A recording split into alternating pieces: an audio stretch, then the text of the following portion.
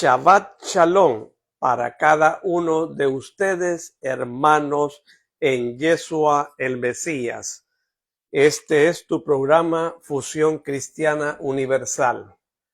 Hoy vamos a estar hablando sobre el mensaje que dio el Mesías, el Cordero de Dios, allá en la playa de Cafarnaúm. Exactamente hace más de 2000 años. Esto va a estar completamente elevado a la enésima potencia. ¿Por qué? Porque el maestro va a estar hablando exactamente tal y cual fue como lo refirió su apóstol amado San Juan en el capítulo 6 del 22 al 71. Aquí está en toda su dimensión. Iniciamos a la velocidad del pensamiento, pero antes quiero recordarte que para que entiendas, comprendas en toda su magnitud, tienes que meditar este mensaje cerrando tus ojos y abriendo el ojo del pensamiento. Lo iniciamos. Están otra vez en la playa, que se ha transformado en plaza.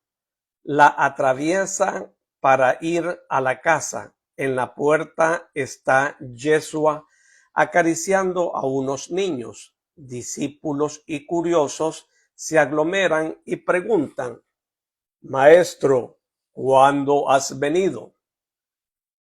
Hace unos momentos. El rostro del Cordero de Dios presenta todavía esa majestuosidad solemne, un poco extática de cuando ha orado mucho. ¿Has estado en oración, maestro? Pregunta Esteban en voz baja por reverencia y por el mismo motivo tiene inclinado su cuerpo. Sí, ¿qué te lo hace pensar, hijo mío? Pregunta el Cordero mientras le pone con una dulce caricia la mano sobre su pelo oscuro. Tu rostro de ángel, yo soy un pobre hombre, pero tu aspecto es tan límpido que en él se leen los latidos y acciones de tu espíritu. También el tuyo es límpido. Tú eres uno de esos que permanecen niños. ¿Qué hay en mi rostro, Señor? Ven aparte y te lo digo. Y le toma de la muñeca y le lleva a un pasillo oscuro. Caridad, fe, pureza, generosidad, sabiduría, te las ha dado Dios. Tú las has cultivado y las cultivarás más todavía. En fin, de acuerdo con tu nombre, tienes la corona de oro puro con una gran gema que brilla en la frente. En el oro y en la gema hay dos palabras grabadas: predestinación y primicia. Sé digno de tu destino, Esteban. Ve en paz con mi bendición. Y le pone nuevamente la mano en el pelo, mientras Esteban se arrodilla para luego inclinarse y besar los pies del maestro. Vuelven a donde los demás. Esta gente ha venido para escucharte, dice Felipe. Aquí no se puede hablar. Vamos a la sinagoga. Jairo se pondrá contento. El Salvador detrás el cortejo de los demás se encaminan hacia la bonita sinagoga de Cafarnaúm. El Mesías es saludado por Jairo y luego entra. Ordena que todas las puertas queden abiertas para que los que no logren entrar puedan oírle desde la calle y la plaza que están a los lados de la sinagoga. El Cordero de Dios va a su sitio en esta sinagoga, amiga, que hoy, por buena ventura, no están los fariseos. Quizás se han puesto ya en marcha pomposamente hacia Jerusalén. Empieza a hablar. En verdad os digo, me buscáis por no escucharme y por los milagros que habéis visto, sino por el abundante pan que os ha dado gratis, con que saciar vuestra hambre. Las 3/4 partes de vosotros por esto me buscáis, y por curiosidad viniendo de todas las partes de nuestra patria. Es pues una búsqueda sin espíritu sobrenatural. Domina el espíritu humano con sus curiosidades malsanas, o al menos de una imperfección infantil, no por ser curiosidad sencilla como la de los niños, sino deficiente cual la inteligencia de un obtuso mental. Y con la curiosidad quedan la sensualidad y el sentimiento viciado. La sensualidad que se esconde sutil como el demonio de quien es hija, detrás de apariencias y en actos aparentemente buenos.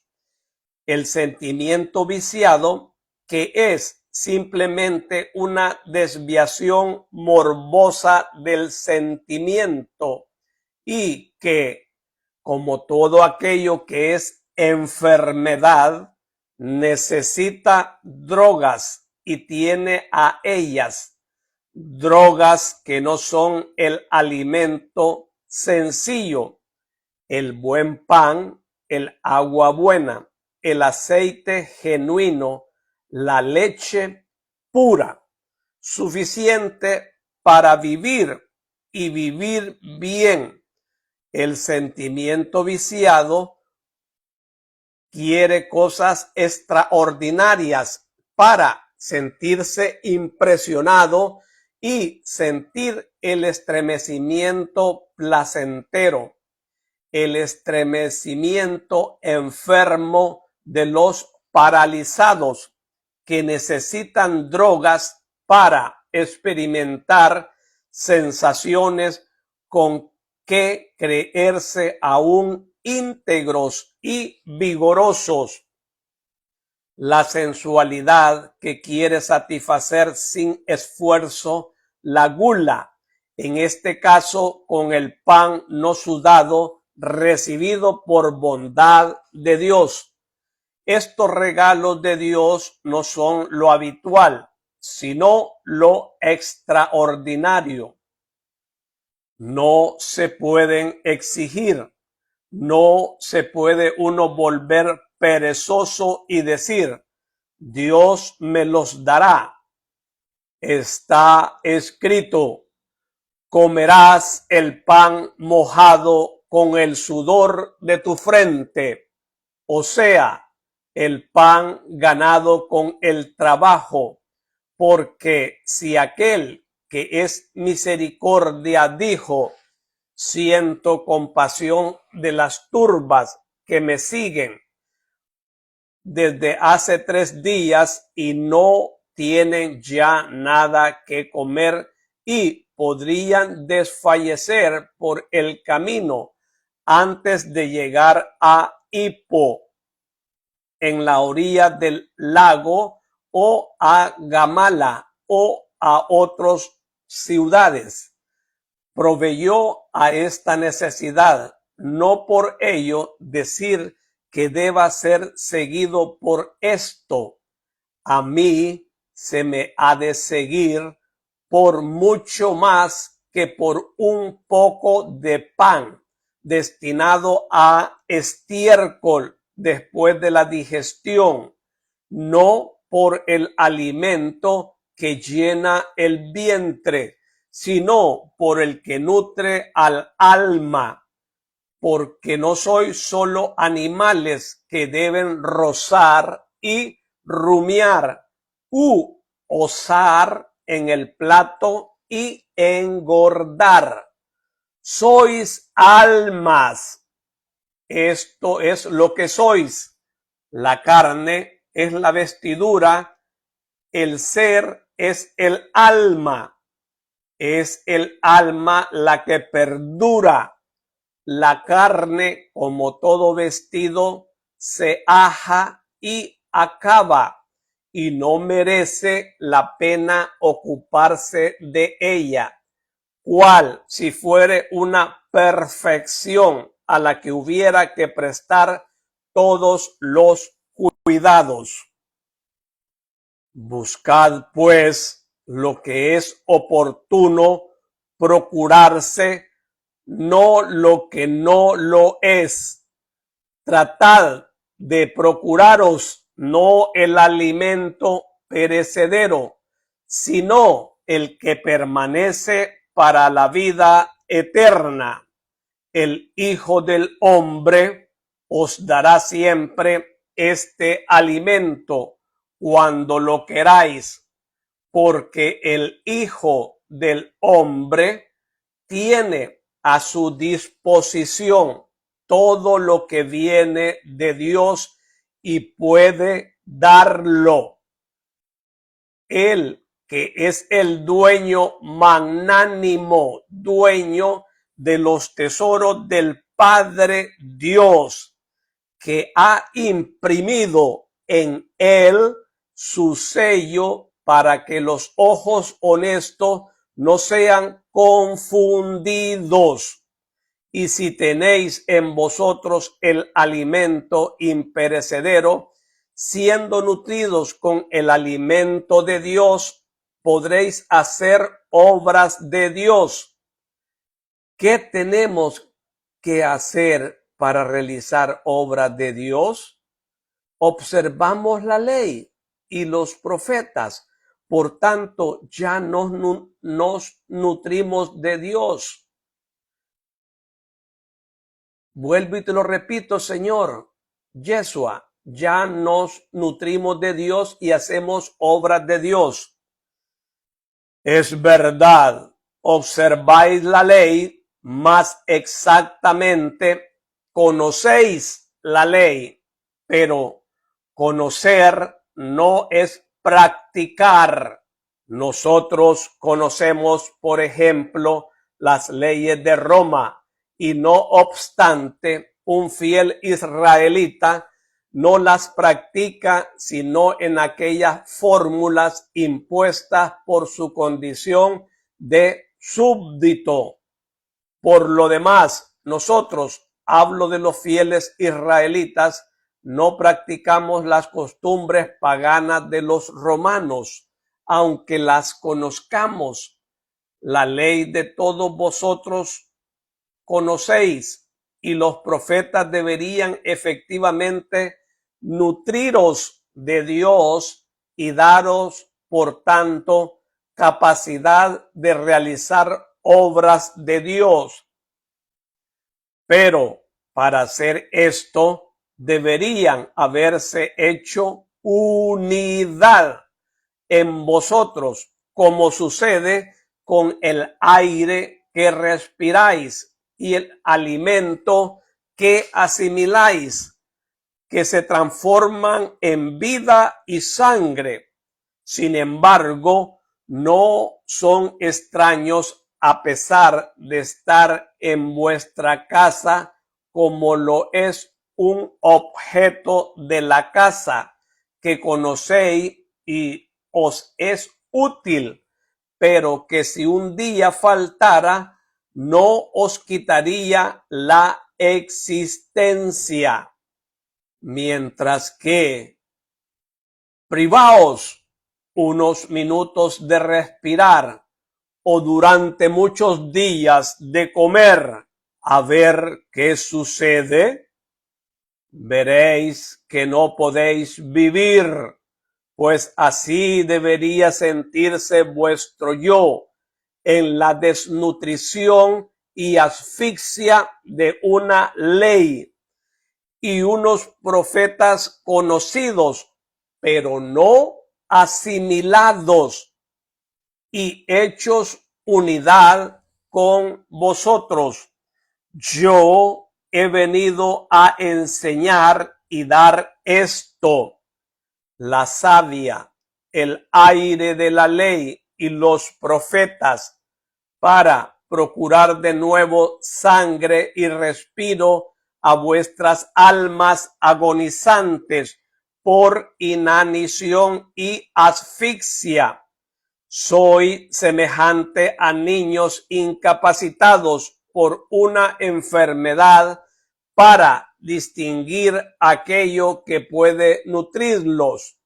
Tenéis ante vosotros mucha abundancia de alimentos, pero no sabéis que deben ser ingeridos para transformarse en algo vital.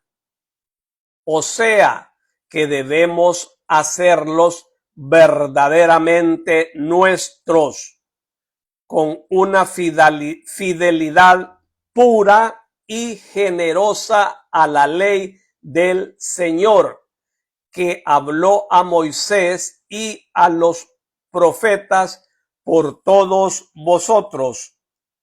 Venid, pues, a mí para recibir aire y savia de vida eterna.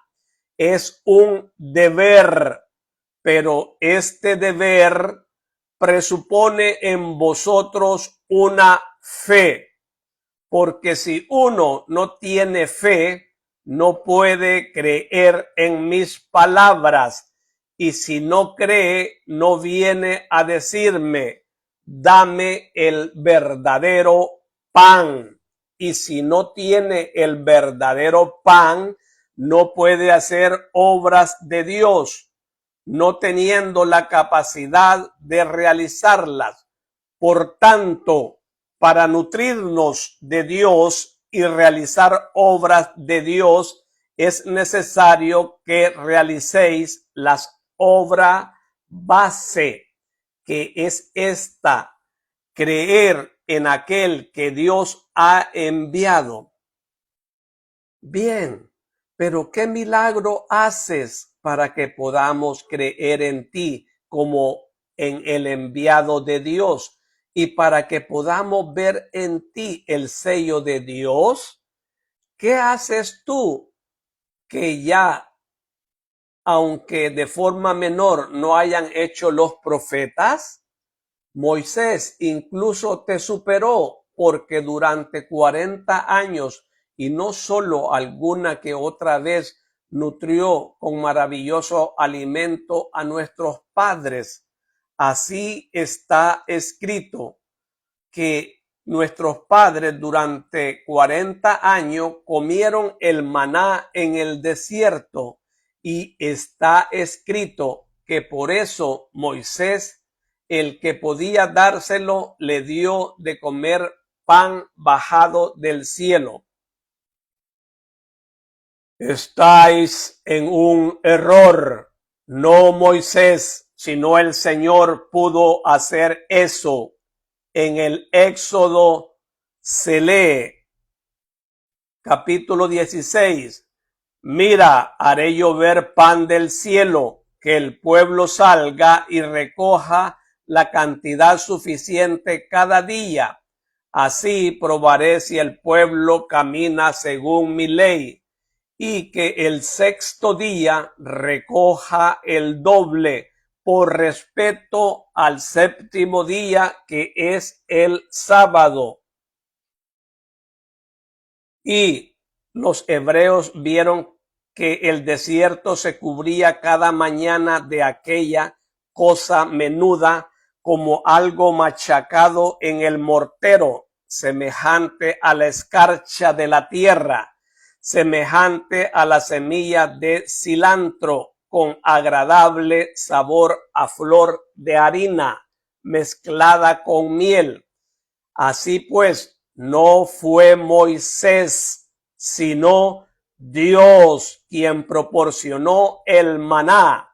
Dios que todo lo puede, todo, castigar y bendecir, privar de algo y concederlo. Y os digo que de esas dos cosas prefiere siempre bendecir y conceder antes que castigar o negar.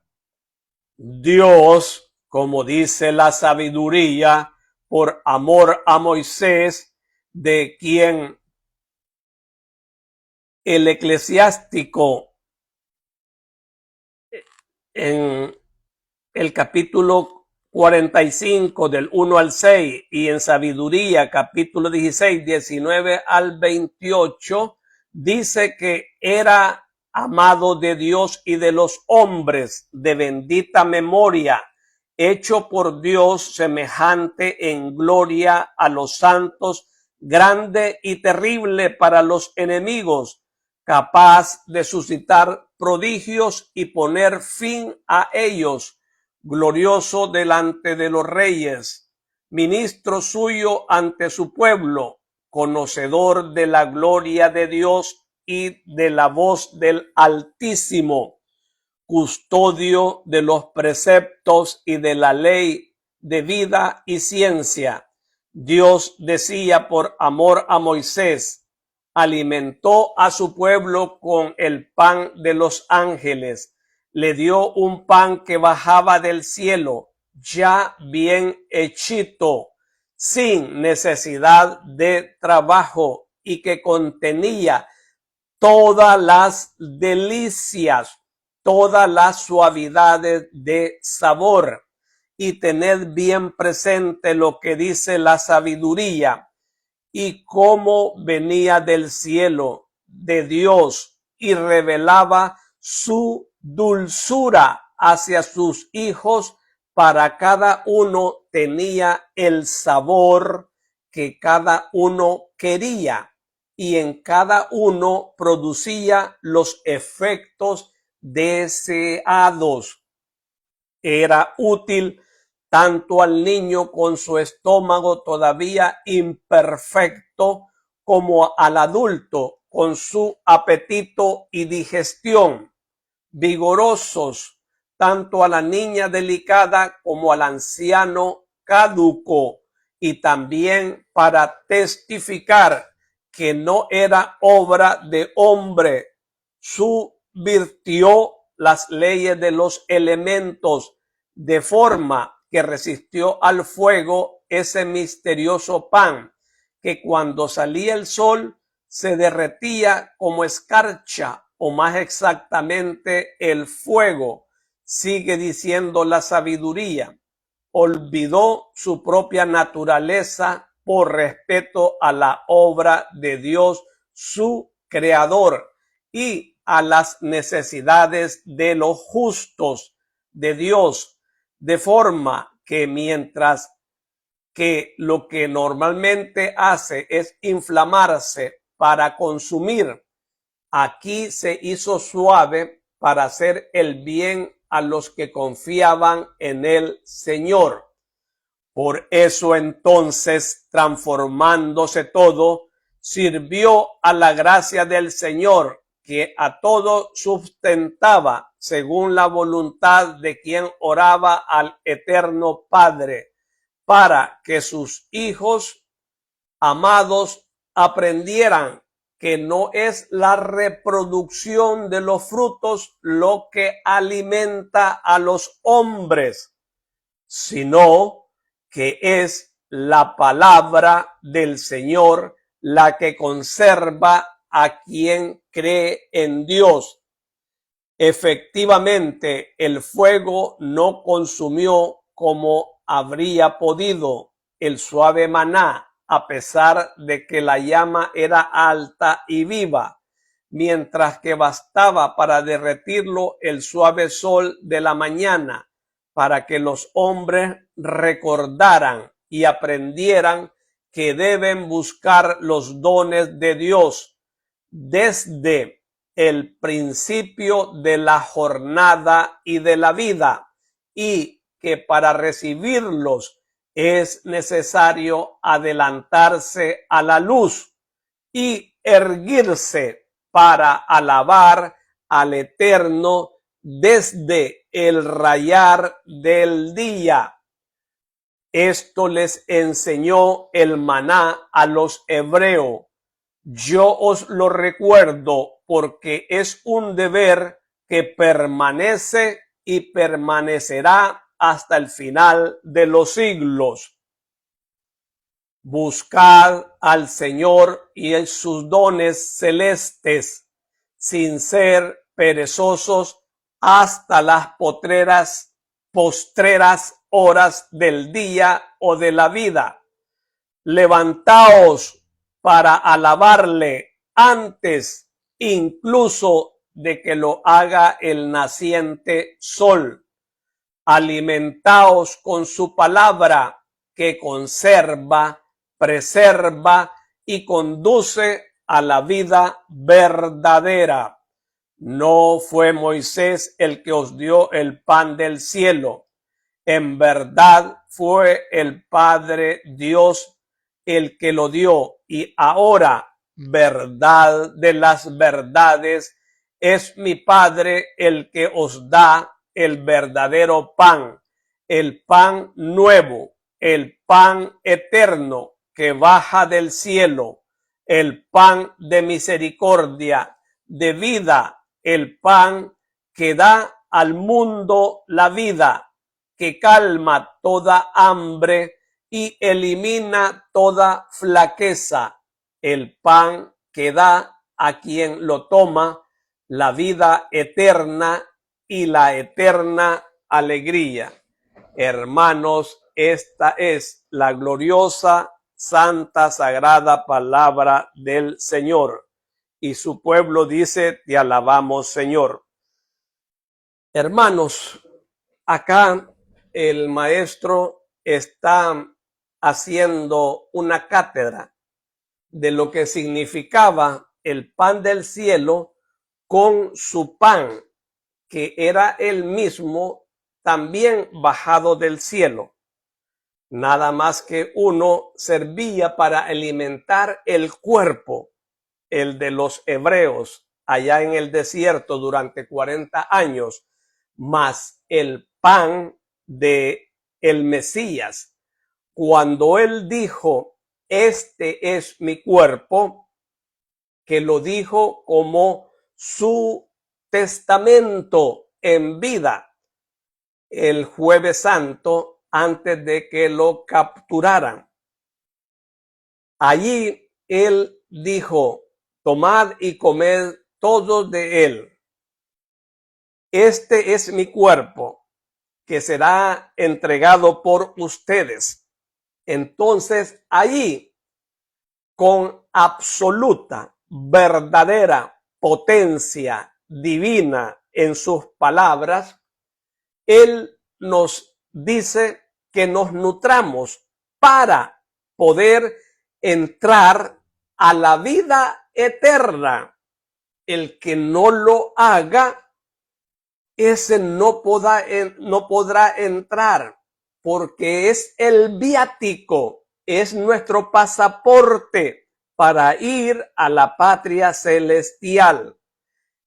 El cuerpo del Señor nos nutre espiritualmente.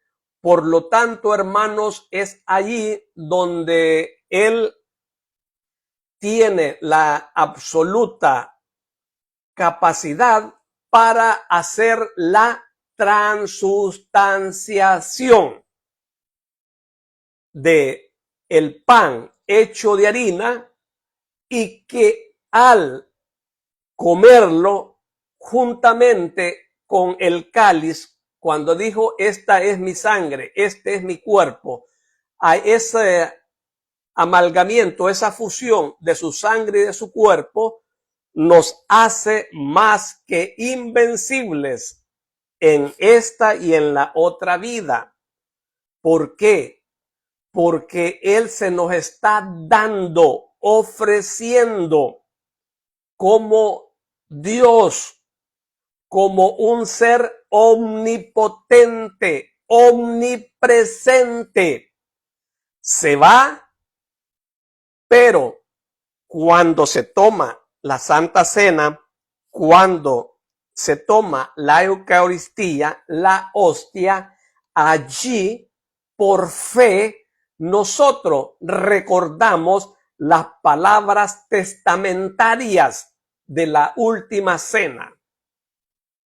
Por lo tanto, allí cuando lo comemos y tomamos por fe el vino y el pan, ya no es vino, ya no es pan. Hay un cambio transustancial en que nosotros por fe, por confianza, seguridad, certidumbre en las palabras de Yeshua el Mesías,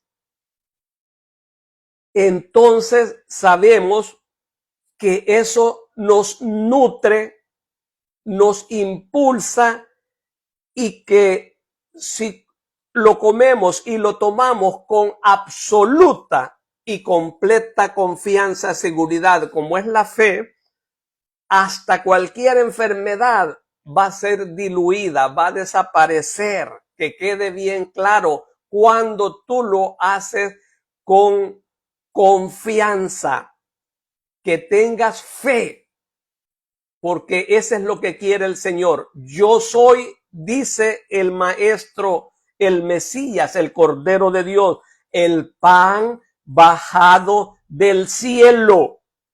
Me voy, pero cada vez que ustedes, los sacerdotes, los presbíteros, cuando hagan la Santa Cena y digan las palabras, este es el cuerpo de Dios y la sangre de Cristo, allí hay una conversión. Ahí, en ese momento, hay un cambio de sustancia. Ya no es comida material, sino que se convierte, se catapulta a algo espiritual. Y es bajo esa óptica espiritual en la cual cuando lo tomamos, nos fortalece, nos edifica y allí pueden producirse los dones del Espíritu Santo: paz, paciencia, gozo, alegría y todo lo demás, hermano. Pero lo contrario, cuando tú o a otra situación, el presbítero, el sacerdote, el pastor que hace ese rito espiritual, él lo puede hacer sin creer, sí que lo hace nada más por una tradición, pero el que lo toma, el que lo consume, se da algo distinto. Allí empieza lo espiritual a evolucionar. Se da un cambio en que cada quien que lo recibe, hay muchas gracias espirituales, que se da un gozo en toda su plenitud, una paz interior, hasta incluso sanarnos de cualquier enfermedad. Pero también otra cosa, que el que lo está haciendo ese rito espiritual, si él come indignamente, se maldice. El que obra por ignorancia peca, y el pecado lo lleva al infierno. Por lo tanto, o sea, que tenemos que estar completamente aptos, puros, santificados, de no tener pecado, de haberlos confesado antes, para estar limpios, para estar plenos, rebosantes de recibir cuerpo y sangre de Yeshua el Mesías. Es bien compleja esta situación, hermanos, porque quede bien claro. Si el que está haciendo este rito sagrado lo consume, lo toma, lo come y no está limpio, come y toma maldición. El que ignorantemente peca, ignorantemente se condena.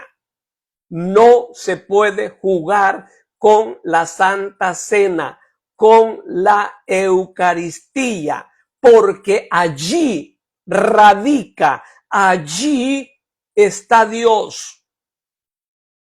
Hermanos, esto es completamente muy edificante si lo tomamos a bien.